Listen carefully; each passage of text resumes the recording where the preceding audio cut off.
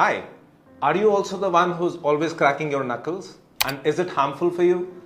क्या आपके लिए नकल्स क्रैक करना बार बार नुकसानदायक है? Yes, it is.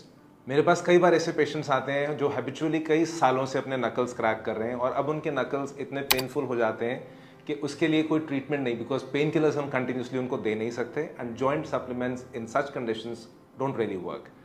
So should you avoid it? By all means, yes.